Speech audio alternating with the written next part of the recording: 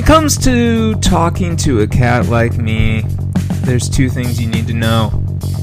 I'll dish about the first, and then I'll come to the second one later. Number one, I don't get fumed easily. I'm a pretty low-key, easygoing guy. Me being grumpy? That's impossible. Simpsons reference? Very little grinds my gears. Sure, I have a few pet peeves here and there. For instance, the word moist, which I've discussed at length.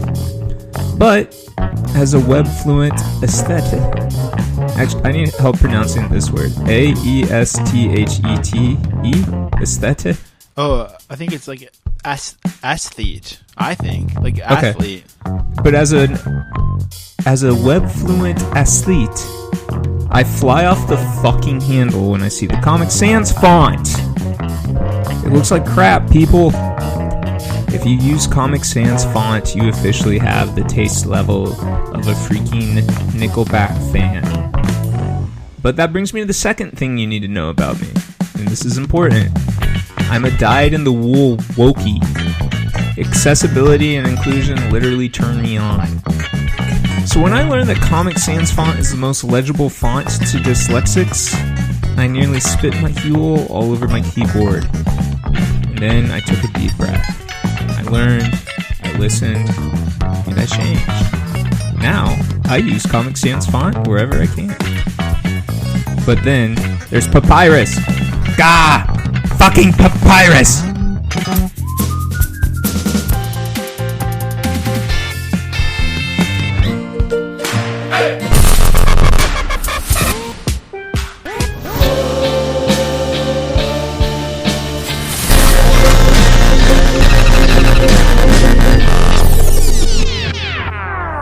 Welcome to Millennial Excellence. Welcome! Josiah is here. He is sitting before me in my mind, and my name is Miles, and the two of us... That's true. So I do imagine that you must picture something. I don't. In fact, I think one of the reasons why I don't feel the need to think before I speak or censor myself or need any form of segment to coax honesty from myself is because I've created this kind of half present way of speaking where I'm talking to someone else into a mic while going on my computer doing other things and just sort of going stream of conscious, but I'm not looking at anyone and I don't even picture you there. I just think of you as I think of you as Gulch Pod in my headphones. Yeah, I mean, I don't literally picture you there, but I thought that the image of me imaging you would be captivating. So I said that. Because don't you think when we've hung out in real life, it's kind of like more just like neither of these people are there? Your version is there more.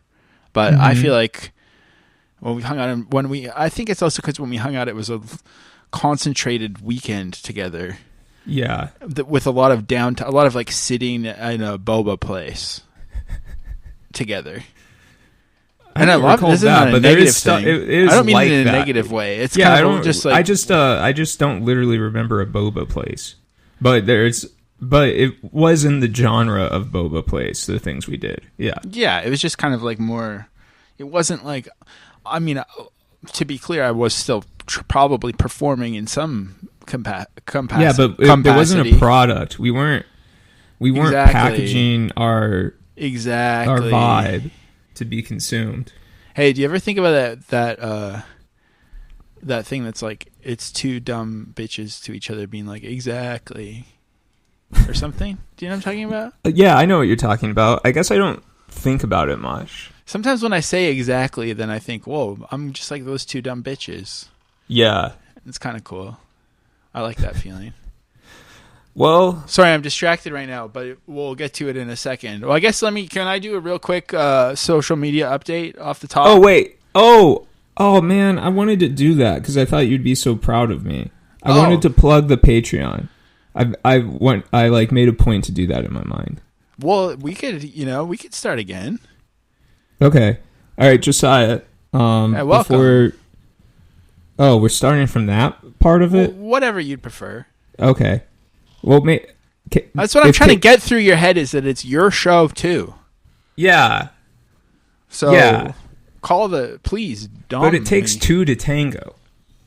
Go ahead. People, you freeloaders who are listening to this show, and for some reason listen to every episode, but you just can't quite get enough. We've got How the Sausage is Made episode about Twitter, because the Millennial Excellence Twitter is embroiled in some drama, and it's juicy, and it's very confusing, and so you need Josiah to, like, you're an explainer. In this episode, in the Patreon episode, you get to experience what I feel like and listen to Josiah explain to you something that happened that you kind of know about. And if that doesn't sell you to fork over $5 a month, frankly, neither of us are sure what will. It's just a cup of coffee. We'll keep trying. 1 cup of coffee less a month, and you'll be able to do it. And thank you. That was a great plug, and I was also going to sort of pair it with social media update, which I think we might have theme music for. If not, we'll see. I'd like every segment of the show to have different theme music, Caleb. So pay attention, please.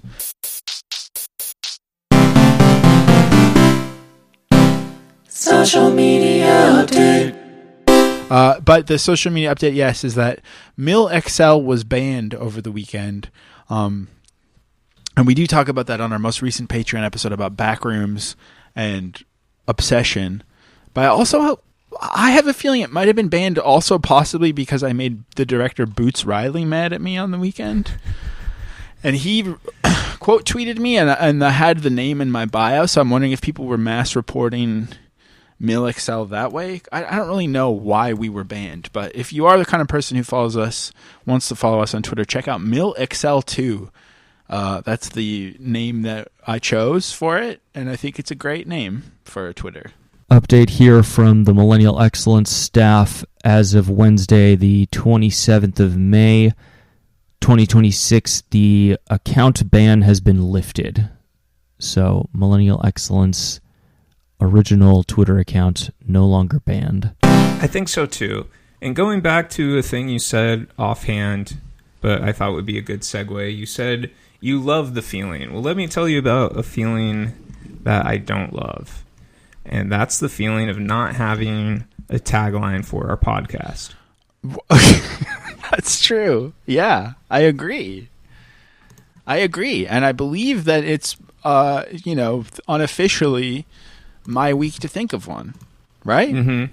And I'm I was teeing you up for that. I'm kind of showing up. I'm having the stress stream that I can't find my class. I'm picturing everyone naked, and the classes are all in the wrong order. I'm showing up unprepared, ill-prepared. I'm having insomnia. In case you can't tell, I'm nervously vamping because I don't really have one this week, but I have the seed of one. Okay, I have one as a backup.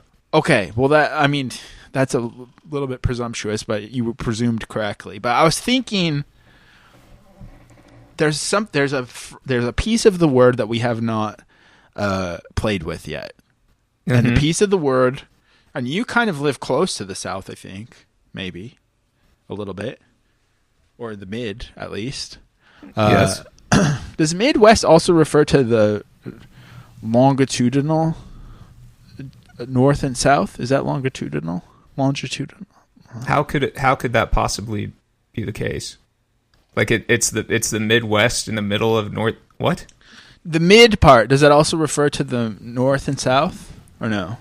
No, I don't think so. But that is kind of interesting and confusing. But are you still vamping? Or are you teeing it up? Yeah, I don't know why I just said that. I was thinking, because the sort of a southern flavor that we've all adopted, especially if you're, as you've so eloquently mentioned, a wokey. Uh-huh. We all like to say y'all. Yes. Because it feels like you're being inclusive, even though you all is actually quite, it's pretty close to saying you people, actually, which is offensive. But to say y'all is to say, I'm not going to say things are crazy. I'm going to say they're bananas. and I'm going to say y'all instead of you people. And you we're all going to guys. be friendly. Yeah, oh yeah, you shouldn't say you guys, I guess. Yeah. Because some of them might be boys instead. But, so I was thinking, I'm just going to say it. I was thinking we should say millennial. And then I was thinking maybe it's millennial good.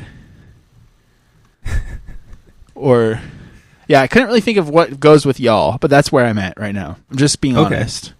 Okay, I have a half-baked one as well. You want to comment on mine first, or are you just going to pretend it didn't happen? I think the fact that I'm so eager to pitch my own is a comment in itself, unfortunately. Well, let's just think about them both. We have two at the same time, and we can immediately eliminate one. Okay. And we'll see if we're just going to go to bat for our own or if we'll come to consensus.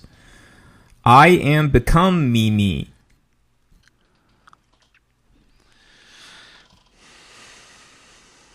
That was What's that from? Pregnant pause. What's that from? I am Elon. Right. I am become meme. But that's from something else, right? I am become. Maybe. Oh, I am become death. Yeah. Oh, yeah. Oh, it's Oppenheimer. Oh, okay. So you're being pretty Reddit, I think. Yes. And I'm being pretty inclusive Chugi. Yeah, but Reddit is inclusion. Reddit's one of the most inclusive websites in the world. Is Reddit good or bad? I'm curious about. It's neat. It's new. I think I've said this before. It's a neutral descriptor.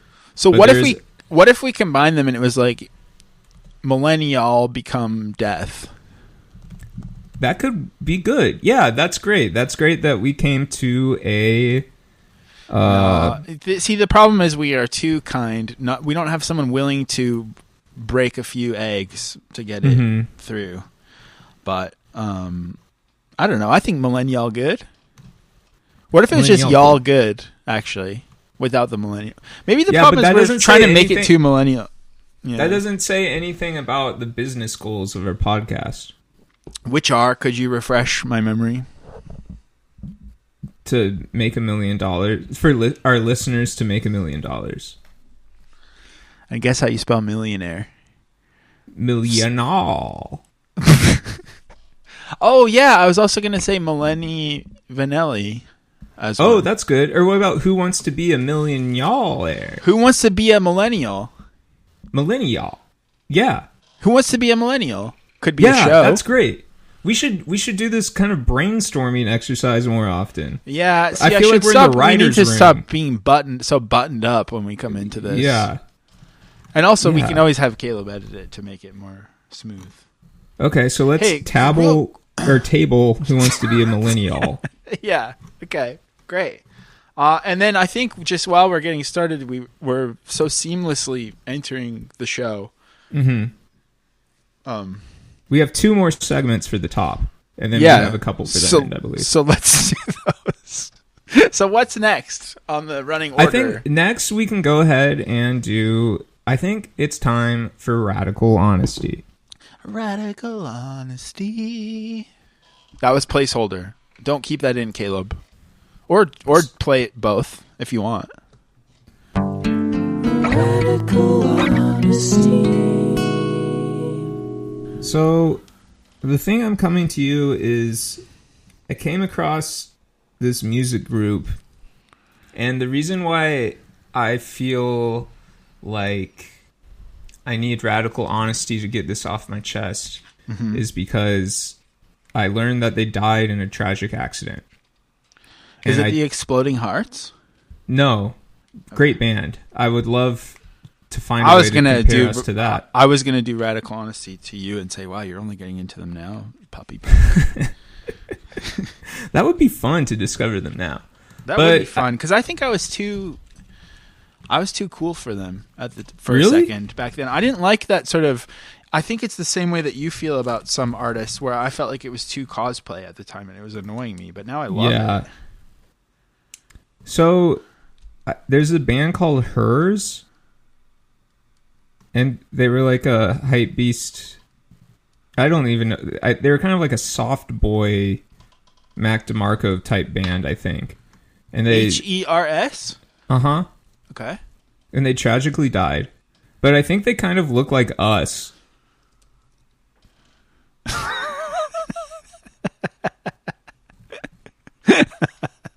That's true. That's true. Yeah. Damn. That's true. What's the radical honesty here? I think just, well, it's that, you know, like, they died and you shouldn't speak ill of the dead, but even But you're still... allowed to in here. Yeah. Even still, I think these guys kind of look like us in a different font, and if you're friends with them, I am sincerely sorry. They But- died a long time ago, so I think it's okay to make fun of them now for dying, if you want. How long ago? Well, this People magazine article is from 2019, and what's really interesting is, I don't Let's think see. 2019 is, in my mind, is the beginning of the modern era. wow. Okay, that's incorrect. That's pre-COVID. That's Trump 1 era. That's woke 1. That's the end Yeah, of woke but 1. it's like the beginning of the modern era. It's not the modern era. Well, what's funny is, well, it's not funny. It's really sad, and I'm sorry to hear that these guys that kind of looked like us died. But this article on People magazine is from March 29th, which I now realize is nothing. I thought it said May 29th, so never mind. I was going to say, wow, this episode is coming out on May 29th, and so is the People magazine. You know, the only way People magazine will write about a indie rock band is if they frickin' die, is my take on this.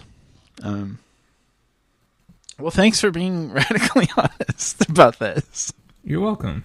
I had radical honesty that I wanted to share with you too. That was actually something we've made the mistake of visiting a little bit too much lately. So we already said this off mic, but I do think in the original spirit of radical honesty of admitting something that's a bit shameful is I just want to say, now that it's hot outside too, I'm going outside more often. I'm riding my bike. I really hate bringing a heavy metal water bottle with me when I go out. And my friend Kristen bought me, as a cruel joke, the extra large Liquid Death branded metal water bottle, which I take with me to the gym. But I don't like, I mean, that one I feel weird about in general. We'll talk about Liquid Death one day soon.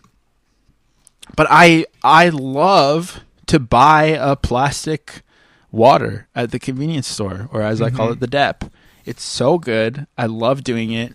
And I would way rather go on my journey empty, buy a water, and throw it out the bottle or recycle the bottle than lug around a Yeti or a Hydro Flask all damn day. Well, I'll do you one better. I sometimes like to get a 12-pack of water bottles and keep them in my house. Do you keep them in the fridge, or do you have a No. garage? Where do you keep them? Just in a cupboard. You have them lukewarm? Yes. I have them room temperature. What? That's, oh yeah, That's like right. the perfect temperature to drink water. For hydration purposes. And enjoyment and taste and everything. Yeah. What's your brand? I like to get the cheapest healthy one at the grocery store. What makes it healthy? If it has if it's been purified and then remineralized. Ooh. So it's not for example, the cheapest water you can get here is Nestle Pure Life. Yeah. And it tastes disgusting. It tastes like hints of skim milk in your water. Yeah, I think the ones with the thinnest bottles are the worst. But the local Ontario and Quebec brand, Eska, shout out to Eska. I love Eska. And by the way, also, speaking of, our sponsor, La Seltzer, I completely forgot about them. And I feel like I could have been getting free seltzer all along, and I forgot it. Now it's too awkward to ask. And I don't even know if you ever got any. No. But that's fine. I think there was border issues. Yeah. So thanks to them, I think we'll officially say we're on the market for a new Bevy sponsorship on the show. And that was said in radical honesty. So let's not mention it again. Okay. Well, that was the Radical Honesty segment. I think it's time for the Locals Only segment.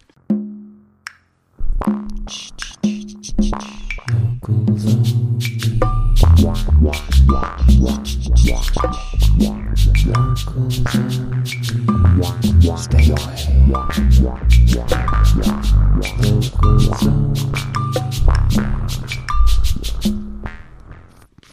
Great. So what's this?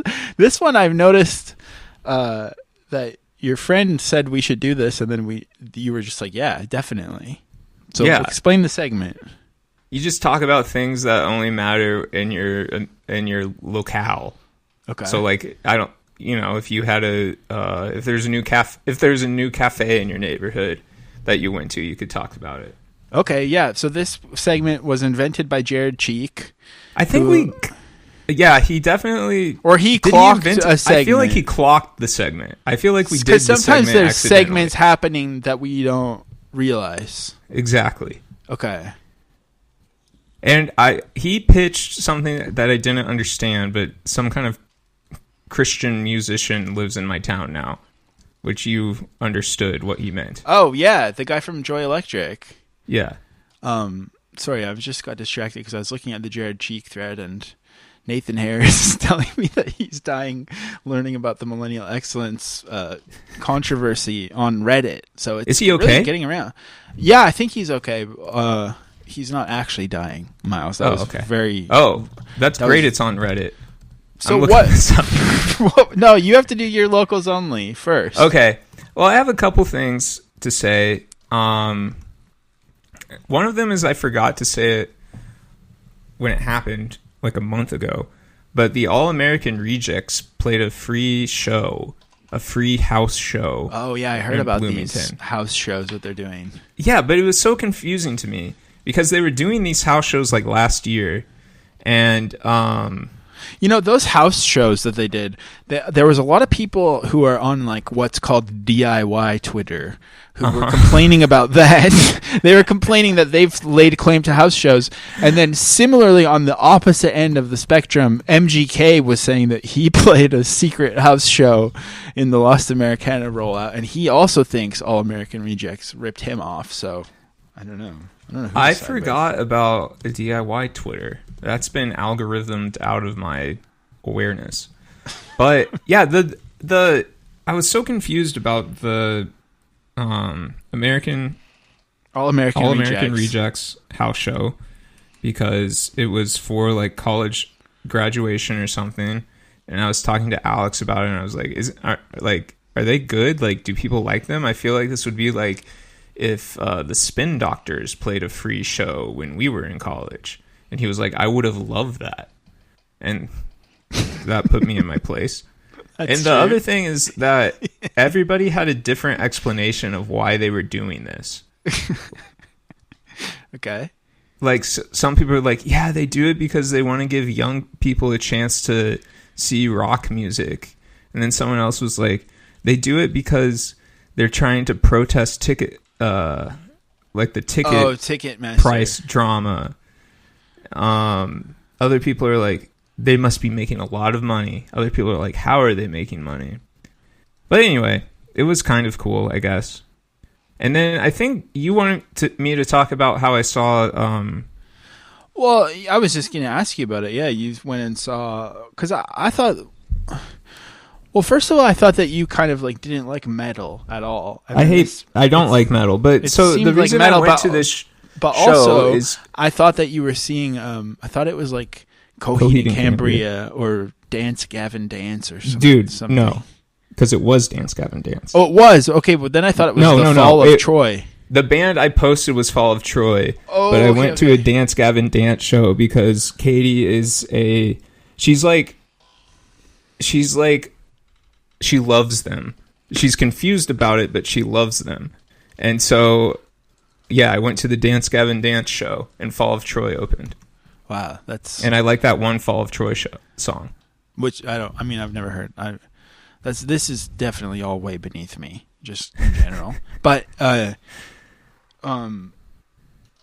so how was it? It was fine. I had a good time. Was it like interesting? Was it like a weird crowd that you were interested in? Like, kind of, yeah. It was like, well, we were like talking about it, and we were like forecasting the kind of scene people we would see there.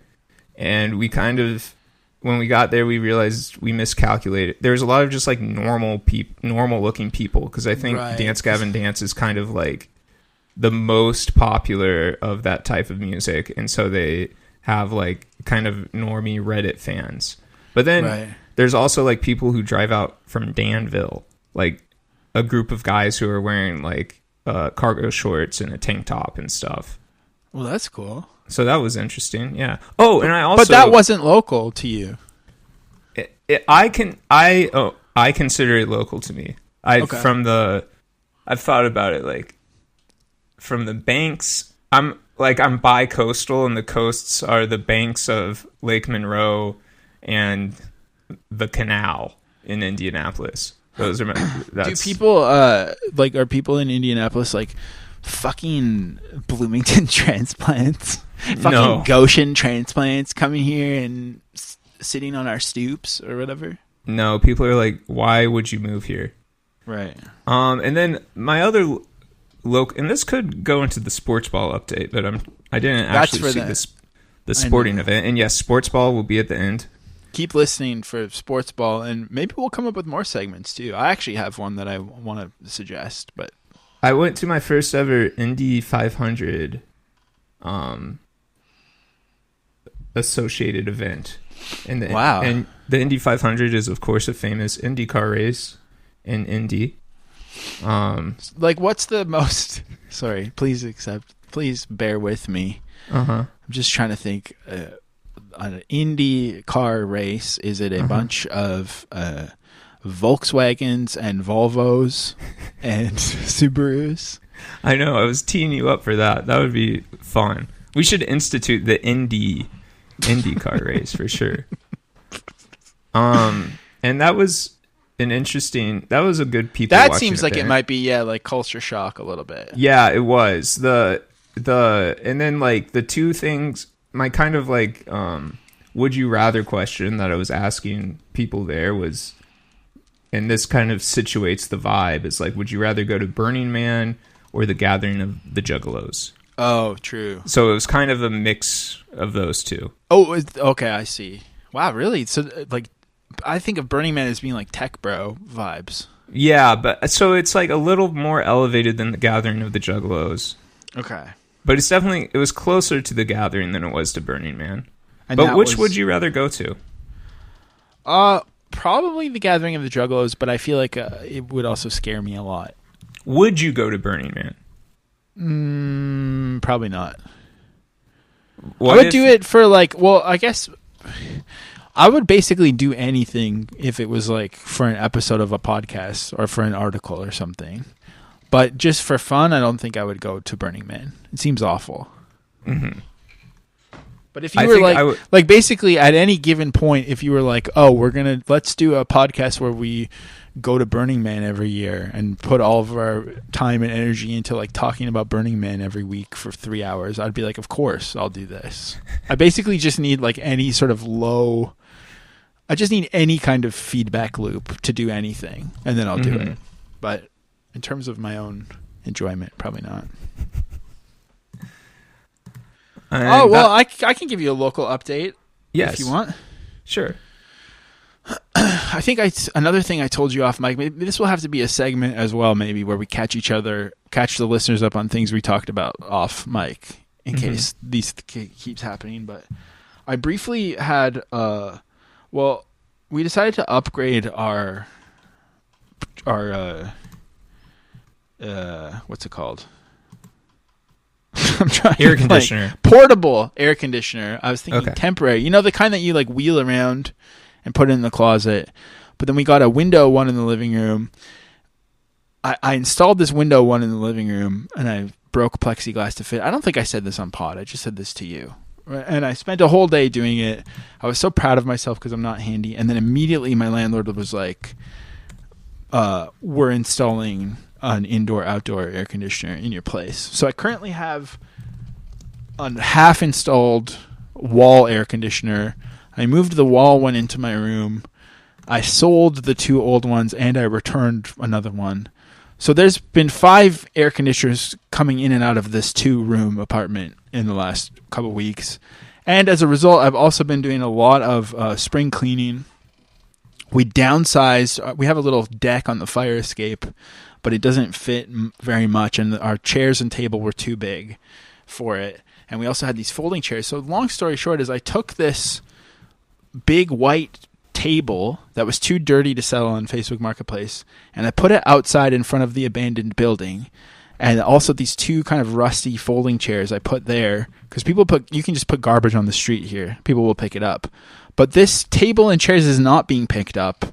Instead, I'm seeing kind of like local depanneur drunks sitting there during the day. The table got blown over, and then someone had picked it up, and it's kind of like I've just created a table and chairs in a sort of liminal space on Park Avenue in Montreal, and every time I walk by, either someone's sitting there or someone has neatly folded the chairs. So I'm excited to see how long this little table setting will sit there.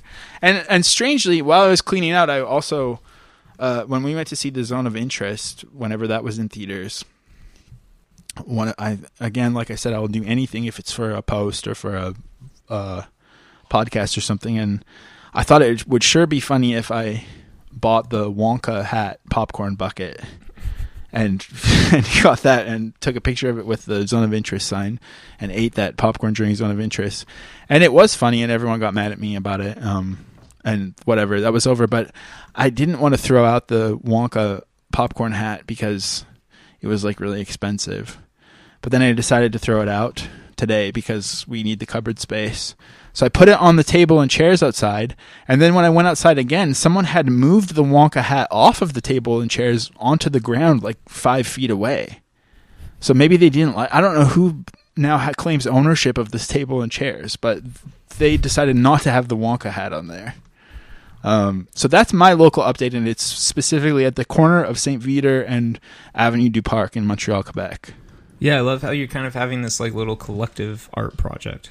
Yeah, I guess so. Yeah, community. I guess we'll see what happens. Usually, you put something out there and it's gone immediately because someone's like, "Oh, I love junk and I'm going to repair this," but they've kept this here. So, yeah, that's my local update.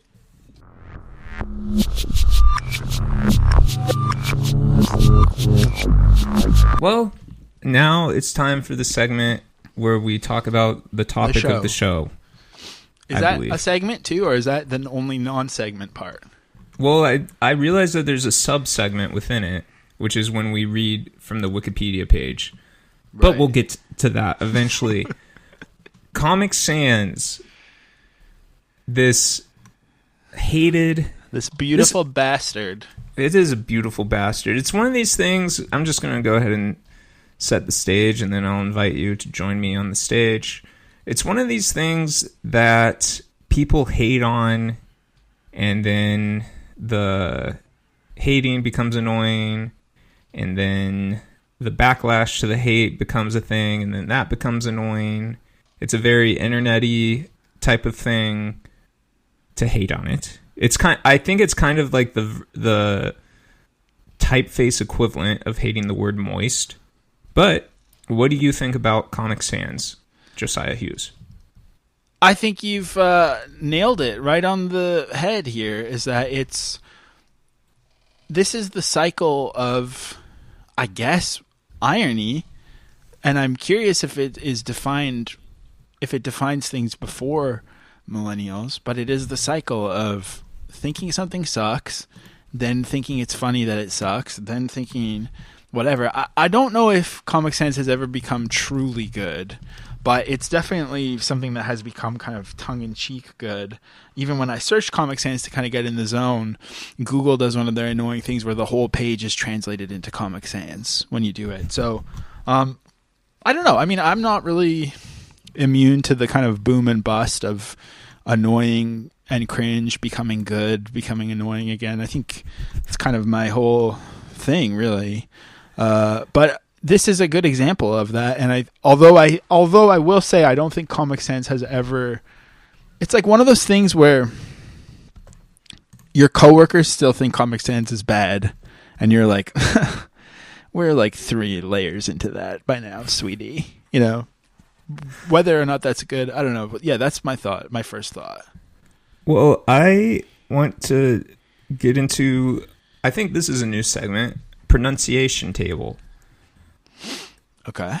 When you first Do you want theme music for it, or? I mean, I would like theme music for it if we're in the business of demanding theme music for segments. So this is the pronunciation table. Okay.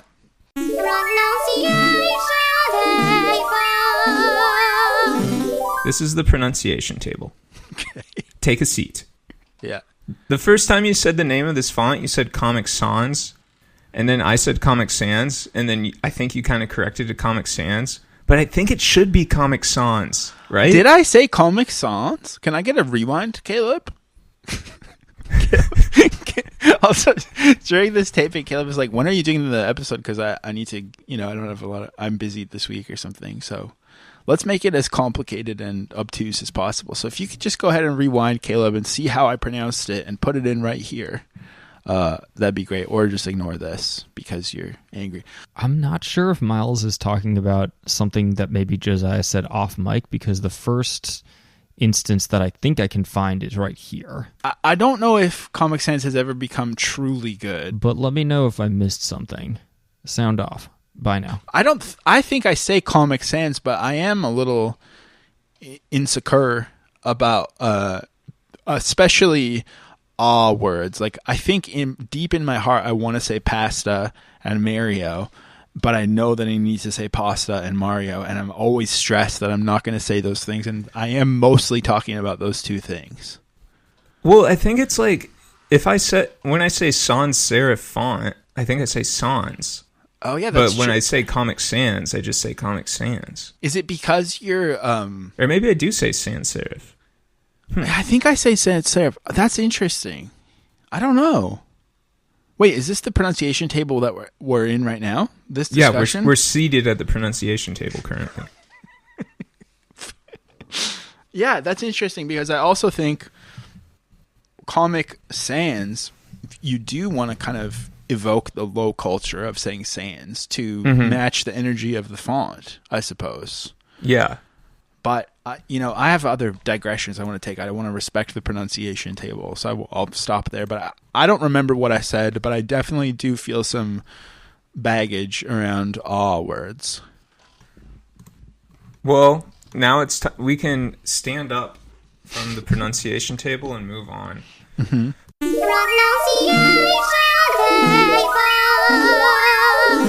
So I found this really annoying McSweeney's article that I thought we could look at, that was published in 2010, and it has the exact same tone as an intro that we would write, which I thought was interesting. Wow. Short So Imagined I'm going Monologues is the name of the... Maybe we also need more Ned music at this part.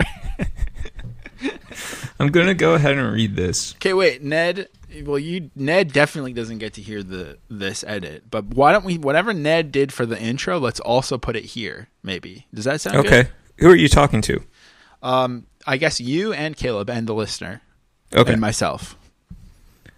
All right, so this is I'm Comic Sans Asshole by Mike Latcher, who writes and codes things on the internet. And he's still active on McSweeney's. Oh, this guy. I've seen this guy before because he did some sort of annoying... And I think it was annoying because it was something I should like. It was called Dookie Demastered, and he did all these Green Day Dookie, which I do want to call Dookie, also speaking of. But he did all of these like photoshops of Dookie was reissued as a electric toothbrush and a blue, bass fish or whatever. So that's all. I think it's annoying. Listen up. I know the shit you've been saying behind my back. You think I'm stupid. You think I'm immature. You think I'm a malformed, pathetic excuse for a font. By the way, this article is published in Comic Sans.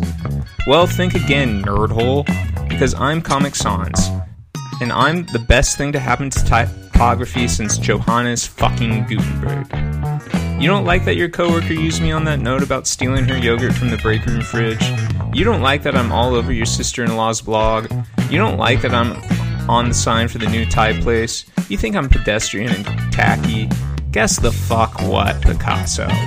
We don't all have 73 waves of stick-up-my-ass Helvetica sitting on our 17-inch MacBook Pros. Sorry the entire world can't all be done in stark Eurotrash Swiss type. Sorry some people like to have fun. Sorry I'm standing in the way of your minimalist Bauhaus-esque fascist snooze fest. Maybe sometime you should take off your black turtleneck, stop compulsively adjusting your Tumblr theme, and lighten the fuck up for once.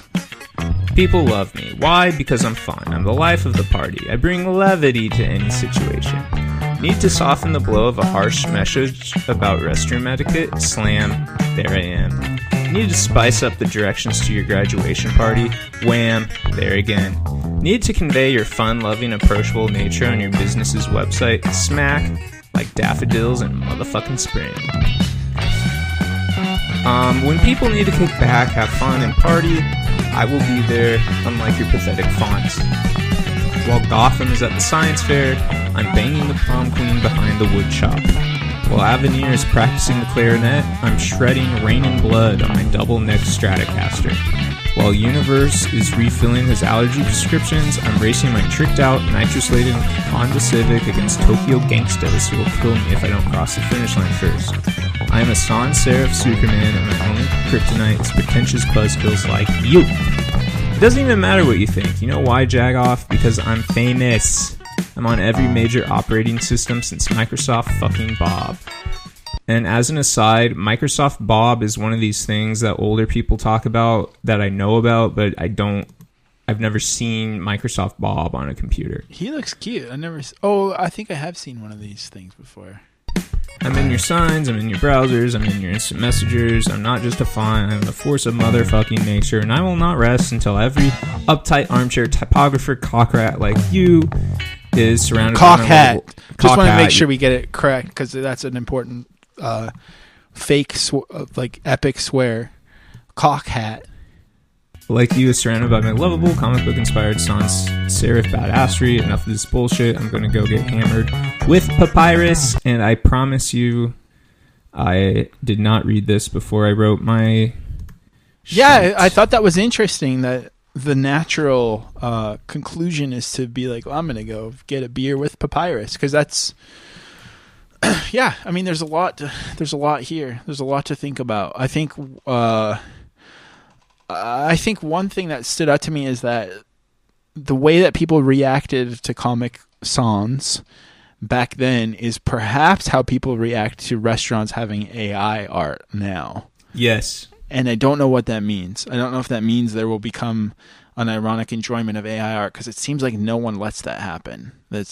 I know, there's such really mad. A moralism to it. And I guess you couldn't really be moralist about Comic Sans, right? I think, well, the moralism comes in the Comic Sans acceptance, I think, with the accessibility. Yeah, that's a good point. Yeah, you're right. So that's interesting to me. I think also one thing I just want to call out is, like, for some reason, in addition to knowing about showrunners on TV and pants styles and all the various other things that we performed snobbery in, millennials paid a lot of attention to typography for some reason. And fonts were very important to us. And even the fact that basically every millennial on Earth knows the difference between serif and sans serif. Why? Where did that come from? Why is that a thing? Well, we do use the computer a lot. I think if you have like a graphic design adjacent career, did you have a time in your life where you wanted to be a graphic designer? Because I did. Not really. Not seriously. I think I could have been if I studied it, but I didn't.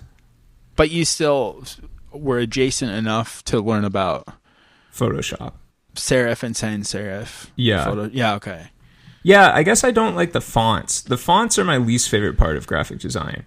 I don't like kerning and Yeah, it's you do quickly realize, like, sometimes people make fun of when, like, a brand gets a refreshed logo and it's almost completely impossible to tell the difference between the old one and the new one. But then you start really looking into it, and maybe we'll do an episode about this one day, maybe we won't. But the foil to this is there was that Helvetica documentary that everyone watched, at least for us elder millennials. And then you realize, I mean, and I do actually really do, I love Helvetica. I think Helvetica is like basically the only font that we would ever need. I think it's like kind of pretty predictable for an unk like me to say that, but I think Helvetica really does hit every time it's used. It looks so good, and I think, like, I understand the appeal of Helvetica, and I enjoyed watching the documentary even though it was pretty bad. And I forget where I'm going with this, except that we just thought about fonts a lot. And I don't know if anyone else has ever thought about fonts as much as Gen Z does. I mean, millennials, not Gen Z. I'm nervous talking here for some reason. It's because all this generational warfare has gotten caught up with you. It's true. But yeah, I mean, there's all this drama about Comic Sans. This is the reading from the Wikipedia portion of the segment. Micro segment of the show. Yeah, stop reading saying from Wikipedia. It's become most infamous for its use in serious circumstances. During the summer of 2010, NBA superstar LeBron James left the Cleveland Cavaliers in free agency. The majority owner of the team, Dan Gilbert, reacted by posting a letter to Cavalier fans. The letter was criticized for its use of Comic Sans. In May 2015, after the presidential elections in Poland, the dean of the Faculty of Law and Administration of the Jagiellonian University in Krakow, I'm sorry to our Polish listeners, sent a I'm sorry for myself. I'm ashamed. Sent a congratulatory letter to President-elect Andrzej Duda. Pause. Who was a graduate and what? Who cares about that? Yeah, what I think one thing about the reading Wikipedia segment is you do have to kind of secretly scan it to find the good parts. I know.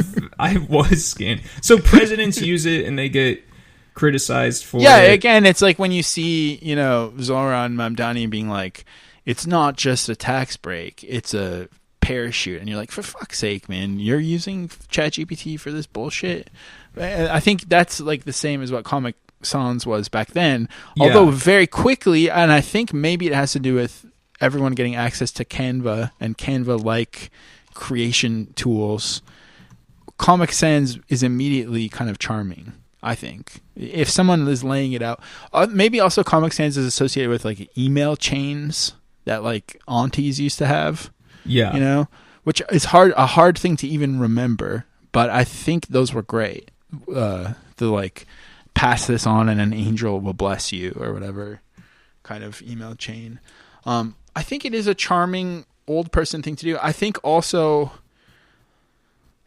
let's try to think about why do people hate it. Is it because fake handwriting looks bad? Like, I do think, for example, SNL UK, they announce their episodes the same way as SNL does. They do a sticky note on a bulletin board with the guests, but they use a handwriting font instead of just writing on a sticky note. Mm-hmm. And it's frustrating. I don't like to see fake handwriting instead of real handwriting. Just handwrite it. It will look so much better. Is that why people hate Comic Sans? I really do think it's like, it weirdly, like, compared to Papyrus, I think people, even people with less computer literacy or design literacy or whatever, they intuitively understand you have to reserve Papyrus for like, your like DIY oil, like body oil brand or something. Like, people see that Papyrus has that. It's kind of like hippie health. Yeah, like they use I think in James Cameron Avatar, the subtitles for the Navi are written in papyrus. Yeah. And I think that got criticism, but that makes sense for it. Right. The For logo whatever itself reason, is papyrus too for Avatar. the people seem prone to using Comic Sans in inappropriate places. And I think that people clock that and it pisses people off. Right. But yeah, I mean, like, going back to this Seething McSweeney's article, Which I was going to say, also, we should be submitting all of our monologues to McSweeney's. If this is what they're passing for satire nowadays. yeah, I mean, this was 2010, which I suppose in some ways was the beginning of the beginning of was the old modern times. period. Right. Okay.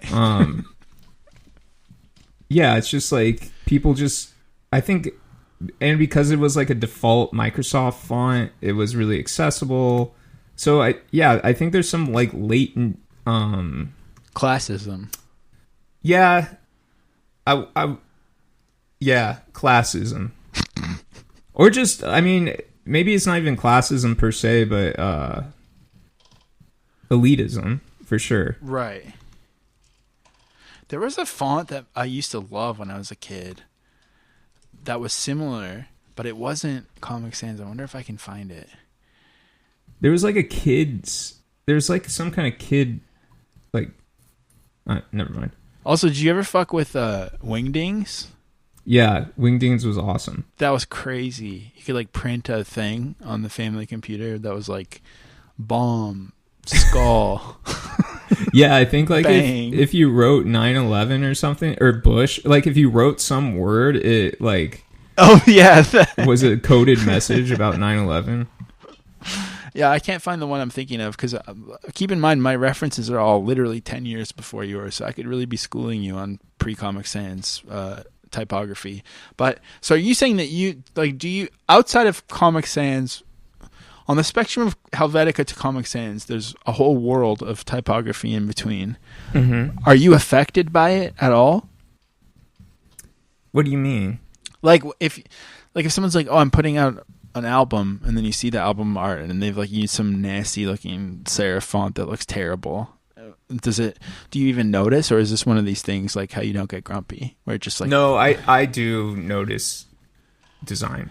Yeah, I do. yeah, like I think the thing about typography is not that it, you know, when you say when you're designing things your least favorite part is typography, it doesn't mean that it can be glossed over. It's like actually the most stressful part of anything. Yeah, that's why it's like the hardest part, I think. Yeah, like the decisions you make immediately make things look terrible or good. Yeah. So I think we were right to be obsessed with typography, but I still find that I kind of think the end result. Or sorry, did you want to say more stuff about the McSweeney's thing? No. Did he say anything else? I don't know. That was kind of Just, terrible. no, it wasn't like he was just kind of like, I don't really know what I think about it. It's I mean, crazy to also go to the McSweeney's homepage and like, honestly, you know, we talked about this on Patreon a little bit. I know that you've pulled back from Twitter. I am constantly thinking, what if I just like started writing all the time instead? What could I create if I spent all my time writing? And I've been thinking about like humor writing and stuff. And then I go to the McSweeney's homepage and I click on some of these articles. Like, how is this from 2026? I'll take this Costco sample, but only so I can make an informed purchasing decision. Oh, hello. Sorry, almost didn't see you here at the end of the aisle with your hairnet and your alluring toaster oven full of mysterious cost-free delicacies. This is like a 600-word article about someone having a Costco sample. I think it's just like, I mean, I'm not sure. I'm like McSweeney's used to publish like authors, right? Yeah. I mean, But like this kind of like elevated humor writing is like mortifying to me. it's kind of charming that it's still stuck in that voice, I guess. Yeah, true. in that mode. Yeah. Yeah.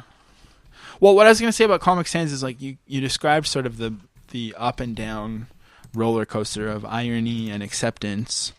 And I think even, you know, someone like Mac DeMarco, like, I think that there was a time when you were in mere diapers, when people were ironically listening to like Hall & Oates and soft rock a little bit, and then that kind of became normalized right around the time that Mac DeMarco popped off, and people were like ready for soft rock. And I think that happens all the time with different genres of music. Or like even further back, everyone was kind of ironically listening to R. Kelly, and then something called PB R&B happened. This like ironic hipster R&B happened. I think that like this kind of dabbling in what's considered low culture in usually a pretty like offensive way that used to happen, the irony does turn into genuine appreciation. But what I'm getting at is I don't think that's fully happened with Comic Sans, and I think the end form of Comic Sans is the image macro that says I'm a graphic designer, this is my passion, or whatever. Yeah. Well, I'm yeah, like looking at, I'm on fonts in use. Oh wait, that one has papyrus in it, so never mind. Caleb, you can edit that out, or don't. Yeah, you're on fonts in use. Yeah, so I'm trying to see if there's any cool use of Comic Sans. And the users or the listeners at home can look as well. Yeah, like this Fonts wine bottle actually looks kind of good, I think. Oh, yeah, actually, I think I have seen it on some natural wine bottles. But there's not much else, really.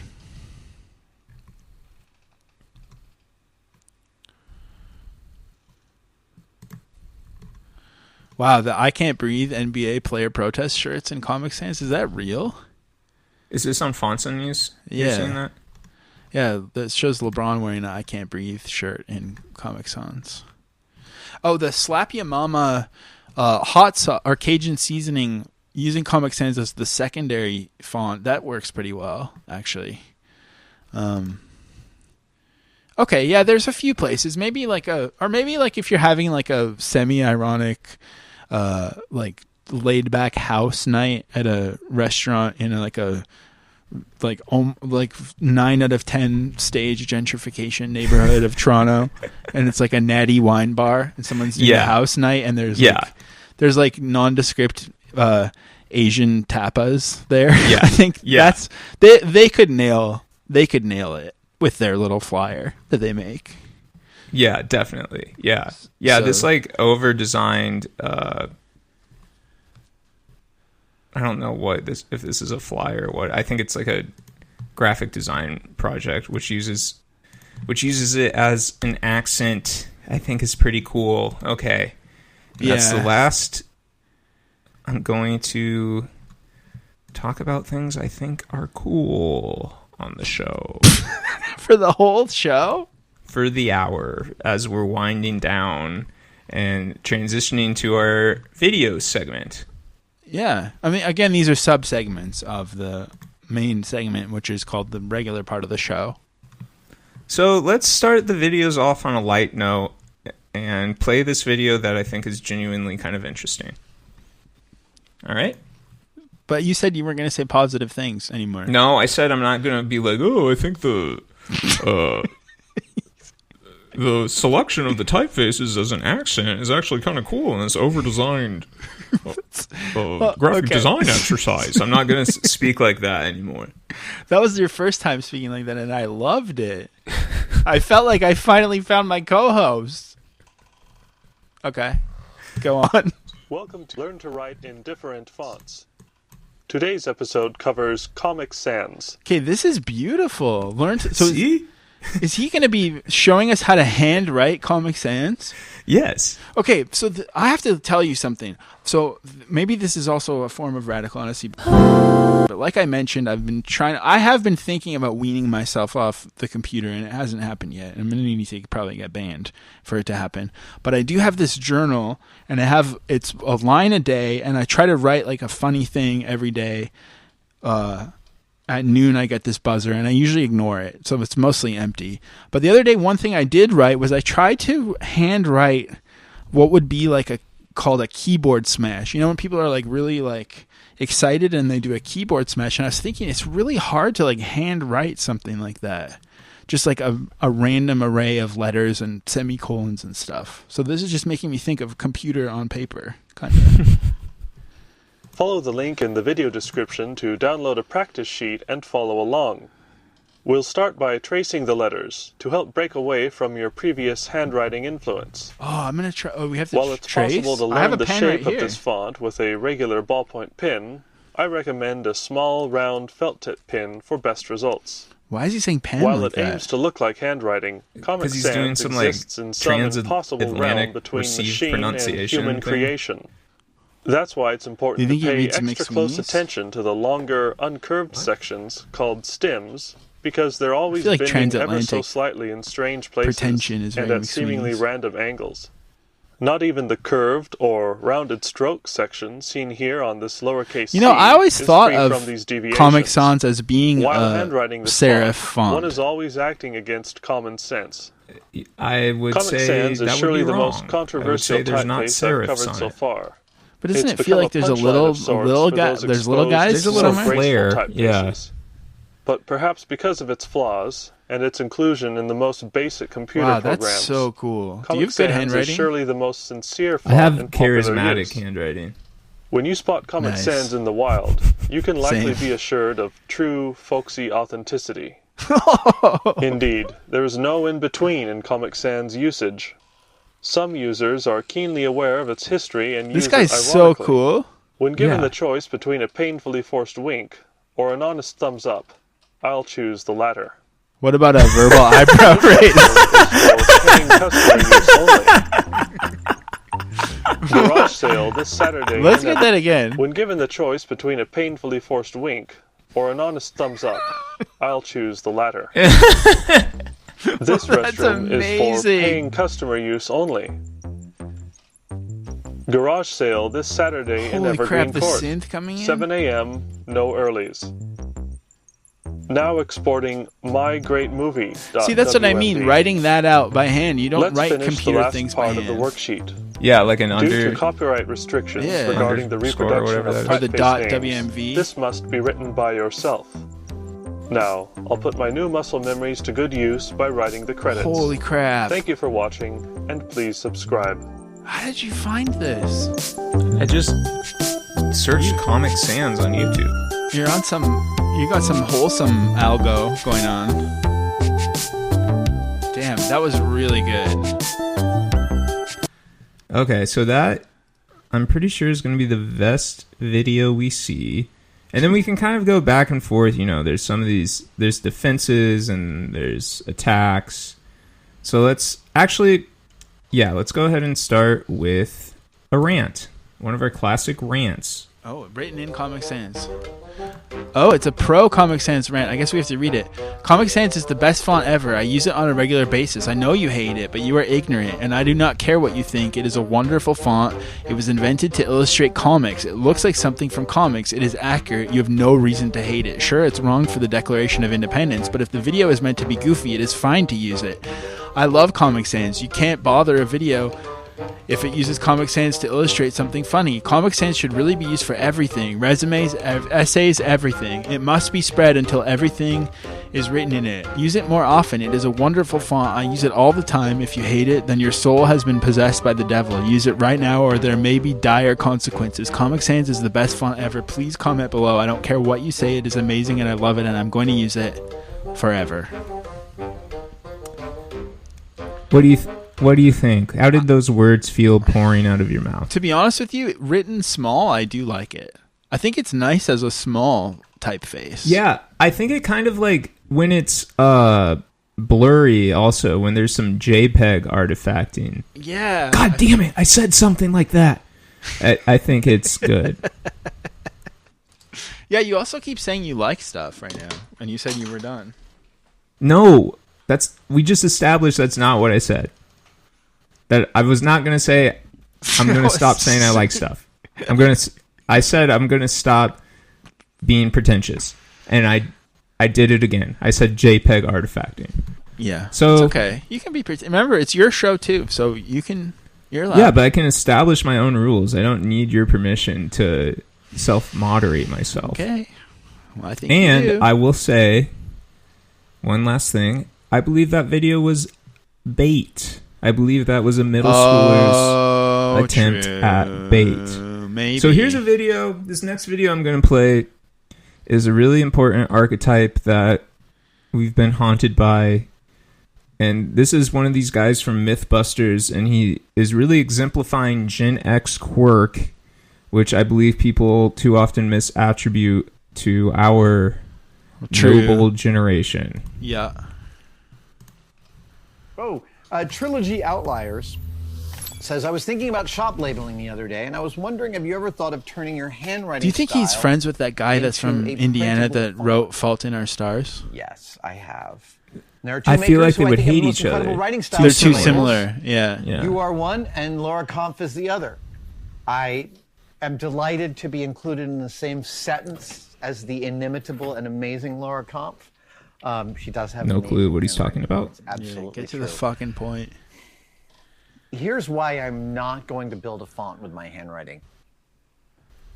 He's drinking It's just not sludge. gonna be good. Yeah, what is he drinking? Buy a fucking water. This is the I'm worst a of both believer worlds. He's that using an everyone old should have a little bit Gatorade of graphic bottle. design under their belt, because I think that graphic design is a discipline which improves all the other making disciplines. It requires you to understand form and narrative and function and communication in a way that is very direct and immediate. And my graphic design background has made me better at all the other things that I do. And if you delve a little bit into graphic design, it is a very short leap to make before you Gen are X guys somewhat love of to a wear font like that kind nerd. of shirt where it just has like And a being word a font on it. nerd is Well, it's his name, I really Oh, I see. which appreciate makes it worse, I think. nerdiness It does make about it worse, font. but it says It's his Savage. name in massive font. But I'm also Amazing. thinking of a shirt that says They are Epic or way something. more difficult Yeah. than most people realize. So I don't even know what he's They talking about. can I elicit haven't listened such to this. beauty just in the juxtaposition. He's talking about fonts, right? Yeah, it is making me think. Yeah, he's about to say why he doesn't want to make a font of his own handwriting, which I think, spoiler alert, it's going to be because he hates Comic Sans. And by the way, my dad has very cartoony handwriting, and he did make a font of it once when I was a kid, and I loved it. And he kind of writes in this sort of comic-ish way. But I think what this did make me realize is I think Gen Xers especially, well, no, maybe just millennials are the first. Well, I don't know what I'm trying to say. I do think that there is a lot of people who believe that there is an objective good and bad, and that there's a sort of taste relativism that comes in with Comic Sans and irony writ large that we are experiencing. Mm-hmm. Because we don't think that there could be, like, we've already established that Comic Sans does look good on a natty wine bar. So I think I will never be able to hate Comic Sans or Papyrus because I know that it could be deployed in a good way. Whereas people like this guy are like, Comic Sans could never be good because I went to design school in 1980 or whatever. Yeah. There's I think we like this about Anthony Bourdain, where he's like, some things are good and some things are bad, and I don't liked it about him. No, I guess you identified it, and I like that, but I don't like that about this guy, and frankly, I don't want to hear Anthony Bourdain's thoughts about Comic Sans. Because every font made from handwriting, I can just feel it. I can see I don't those think you'll letter be able forms. to. Anyways. Every one of my A's is a little bit different. Every one of my R's, every one of my S's. I did And always that's- wonder why that's couldn't they part make of a the font personality that of had it. like 3 different And you know- A's. You know what I mean? Yeah, I think there are, like, I downloaded a Stussy font, and it's all That's sick. it's all uppercase and or lowercase, but it'll be like the uppercase or lowercase is a little different, so you can mix it up so it looks more handwritten. Yeah, that's what you got to do. Okay, so here's another lover. Need more of those.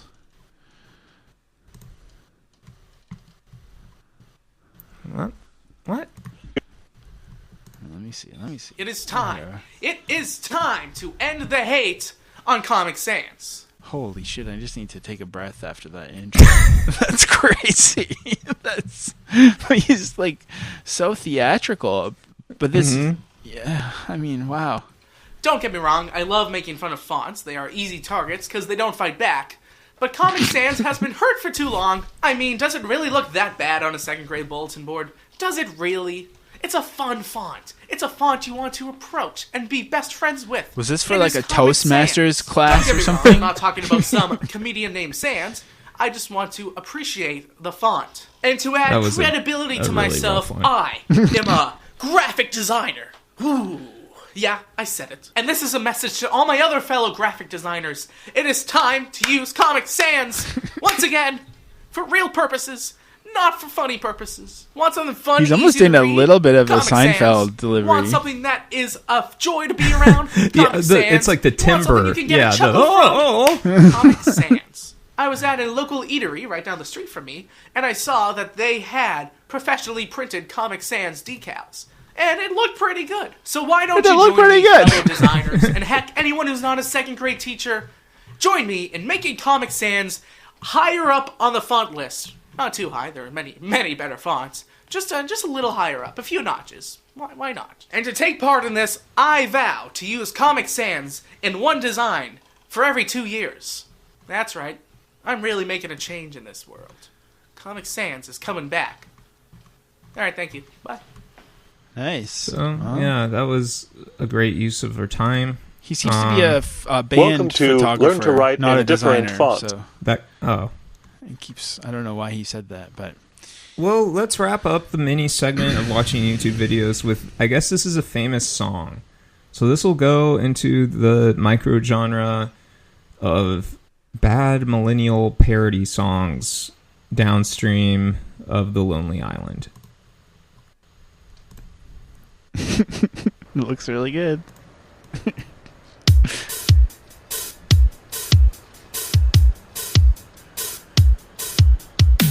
I can see the writing on the wall, and it's spreading just like an infection. The problem is we'd rather hate than love, or blame improper font selection. Bold, italic, underline. If we give it a moment, it could shine. To ban it would be a measure so drastic. How can you hate a font that's so fantastic? Just watch how you kern it. Comic Sans is the best font in the world. If you want your designs to Is this a parody of a song or is this an original? It's an original, but it's like a novelty song, I guess. Yeah, it's like when Weird Al would do like a genre parody, Yeah. sort of like a Karate Kid song or something. Yes, because the 80s is always hilarious.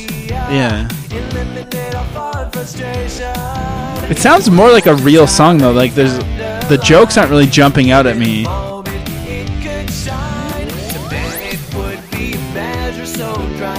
How can you hate a font that's so fantastic? Slanted is the new italic. Comic Sans is the best font in the world. Yeah, I think the joke is just saying Comic Sans Right.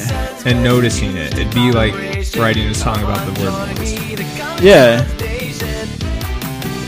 Wow, great. That's fantastic. Thank you for sharing. Do we have more segments we need to do before we make our final ruling? It's sports ball update. How's your check this out. hockey Okay, team there's going? the theme song. Hopefully this isn't too loud. One of the gibbets on my Umbro Crocs is a working whistle. But when I walk around the house, it jangles around, so I've just keep it on my desk. I've been waiting to actually blow it for weeks. So that felt really good. Yeah, but at this point, well, Montreal came out really strong in the series, and then Carolina has beat them in overtime twice as of recording time. There's another game tomorrow and a game on Friday. Something I've found really interesting about the Montreal Canadiens is that the goalie lets in the first goal of every game I've watched, and then they usually win. But that plan is not working as well lately.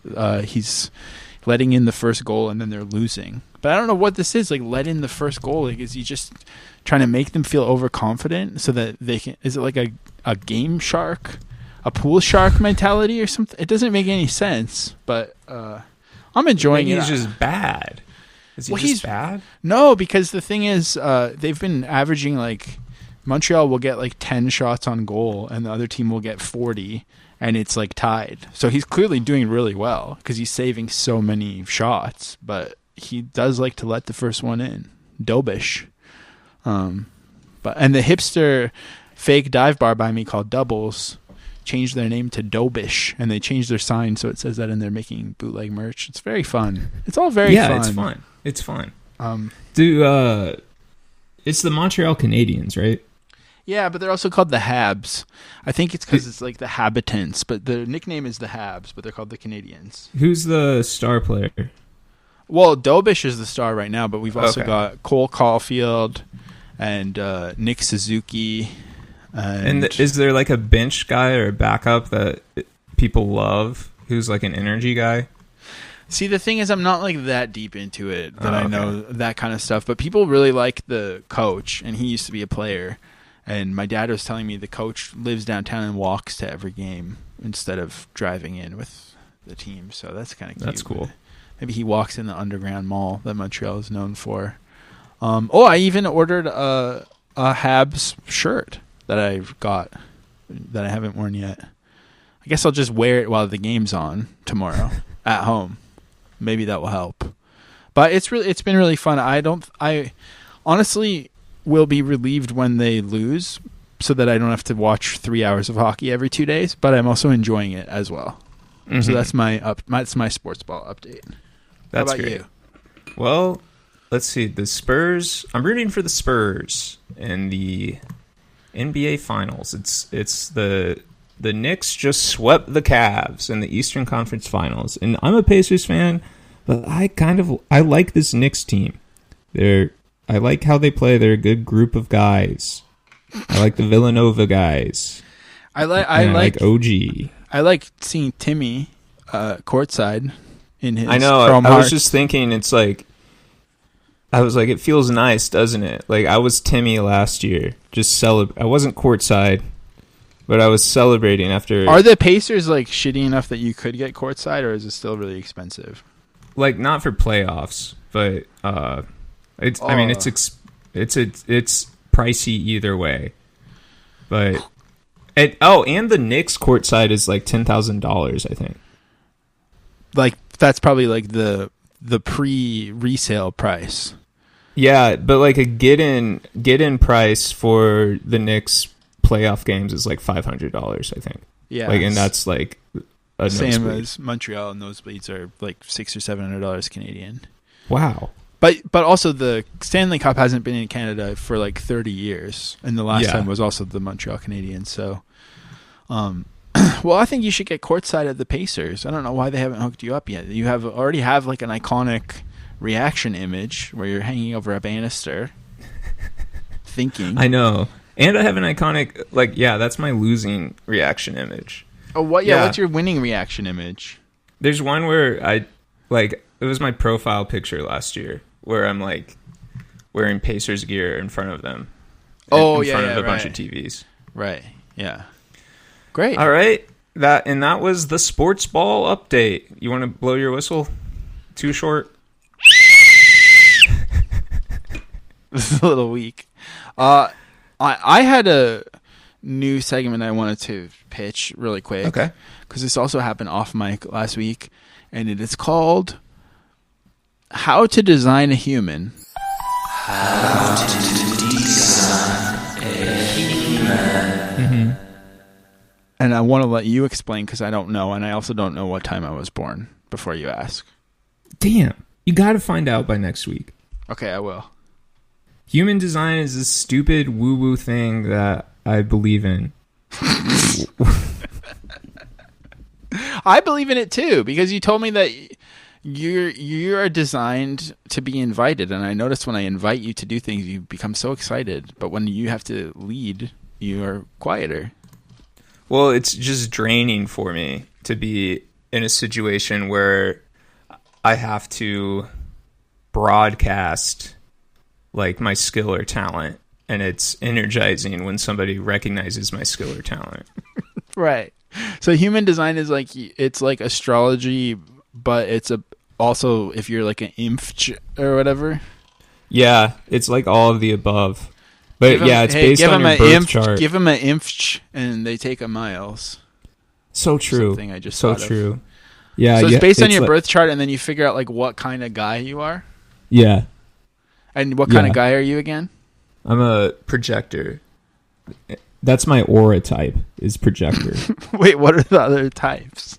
Generator, manifesting generator, and but wait, reflector. you said that's your aura type, but is there other types? Is there like... Yeah, it's like you have like this like body chart, and you have like open or closed, like your body card, and then you have like a spleen. Oh, is this to do with... Because there was a guy on Love Is Blind who kept saying he only does things if his spleen tells him he should do it. I think it's probably related. It might be related to that. It might be downstream of that. But you agree with this?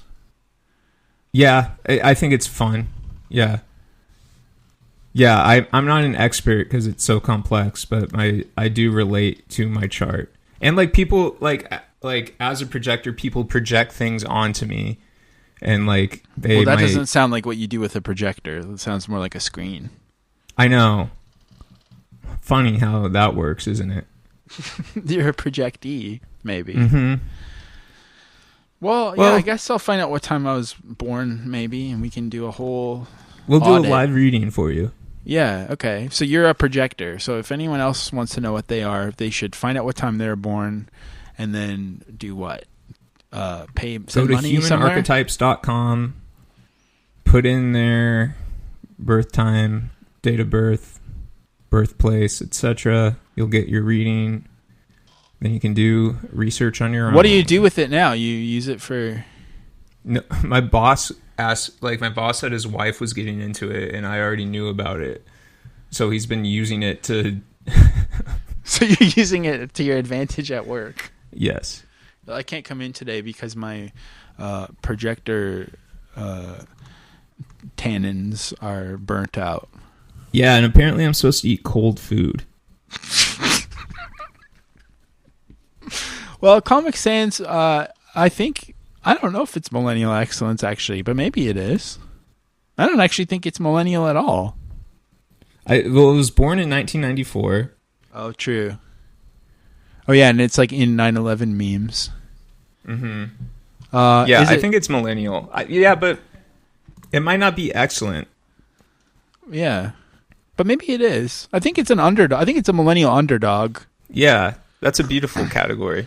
And I'm already like annoyed that I am even asking you this because I'm starting to get pissed off by your rulings. But is it Reddit? Comic Sans as a font is not Reddit, but hating it is Reddit.